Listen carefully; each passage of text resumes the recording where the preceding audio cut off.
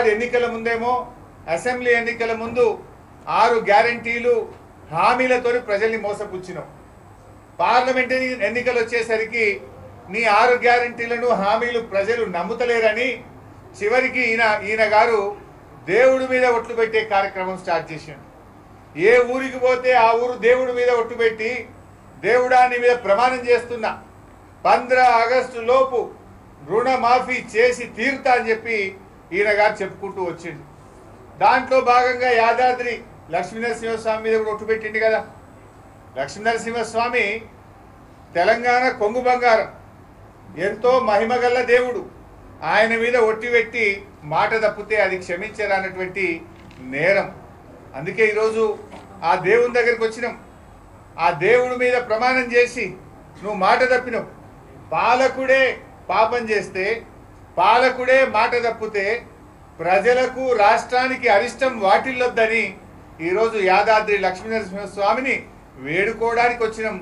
ఈ పాపాత్ముని, ఈ దుర్మార్గుణ్ణి, ఈ దివాలాకోరు ముఖ్యమంత్రిని క్షమించండి.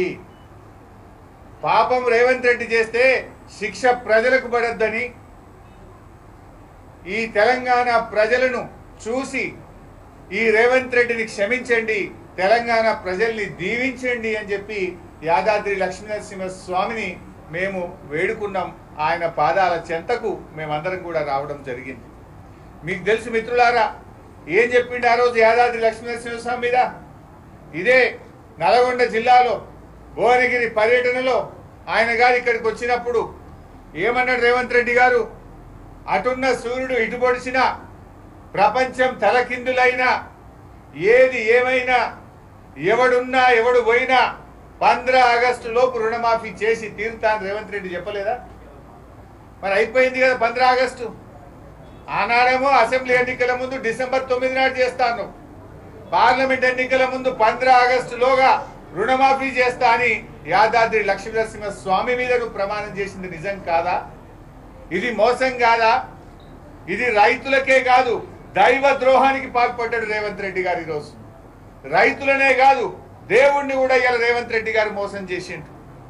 మరి అయిందా రుణమాఫీ? ఇలా ఏం జరిగిందో మీరు అందరు చూస్తున్నారు. 15 ఆగస్టు నాడు ఖమ్మం పోయిండు, రుణమాఫీ అయిపోయింది, హరీష్ రావు వాగుల దుంకు అన్నాడు, రాజీనామా చెయ్యి అన్నాడు. నేను అట్లా మాట్లాడను, నాకు విజ్ఞత ఉంది, నాకు సంస్కారం ఉంది. రేవంత్ రెడ్డి నువ్వు మాట తప్పితే ప్రజలే నీ సంగతి చూసుకుంటారు. ప్రజల పక్షాన పోరాడడం నాకు తెలుసు, మాట మీద నిలబడడం నాకు తెలుసు. ఎమ్మెల్యే పదవికి కేసీఆర్ గారు ఆదేశిస్తే 2 సార్లు రాజీనామా చేసిన, మంత్రి పదవికి కూడా రాజీనామా చేసిన చరిత్ర మాకుంది. నువ్వు మోసం చేసే చరిత్ర నీది, పార్టీలు మారిన చరిత్ర నీది, కొడంగల్లో ఓడిపోతే రాజకీయ సన్యాసం తీసుకుంటా అని మాట తప్పిన చరిత్ర నీది, దేవుడి మీద ప్రమాణం చేసి 15 ఆగస్టు నాడు రుణమాఫీ చేస్తా అని దేవుళ్ళను కూడా మోసం చేసిన చరిత్ర రేవంత్ రెడ్డిది. అయితే రేవంత్ రెడ్డి గారేమో రుణమాఫీ అయిపోయింది అంటాడు, వాళ్ళ మంత్రులేమో నోటికి వచ్చినట్టు తలా ఒక మాట మాట్లాడుతున్నారు. మీరే సాక్ష్యం జర్నలిస్టులు. ఉత్తమ్ కుమార్ రెడ్డి గారు ఈ మధ్య ఒక ప్రెస్ మీట్ పెట్టిండు 15 ఆగస్టు తర్వాత. పెట్టి ఆయన గారు ఏమంటాడంటే, రాష్ట్రంలో ఇంకో 17 లక్షల మంది రైతులకు రుణమాఫీ జరగవలసింది, పెండింగ్ లో ఉంది అని ఉత్తమ్ కుమార్ రెడ్డి మంత్రి గారు చెప్పారు. పొంగులేటి శ్రీనివాస్ రెడ్డి రెవెన్యూ మంత్రి ప్రెస్ మీట్ పెట్టిండు. ఆయన ఏమంటాడు, ఇంకా రుణమాఫీ పూర్తి కాలేదు, ఇంకో 12,000 కోట్ల రూపాయలు ఇచ్చేది ఉంది, త్వరలోనే ఆ 12,000 కోట్లు విడుదల చేస్తాము అని పొంగులేటి శ్రీనివాస్ రెడ్డి మంత్రి గారు చెప్తాడు. నిన్న వ్యవసాయ మంత్రి తుమ్మల నాగేశ్వరరావు గారు ఖమ్మంలో చెప్పారు, రాష్ట్రంలో 42 లక్షల మంది రైతులకు 31,000 కోట్ల రుణమాఫీ జరగవలసింది ఉన్నది, మేము ఇప్పటిదాకా 22 లక్షల మందికి 17,000 కోట్లు మాత్రమే చేశాము అంటున్నాడు. రుణమాఫీ అయిపోయిందని ముఖ్యమంత్రి అంటాడు, 17 లక్షల మందికి చేసేది ఉందని పొంగులేటి గారు, ఉత్తమ్ కుమార్ రెడ్డి గారు, పొంగులేటి గారు 12,000 కోట్లు ఇచ్చేది ఉందని. ఇక తుమ్మల గారేమో 42 లక్షలకు బదులు మేము 22 లక్షలకే చేసినాం.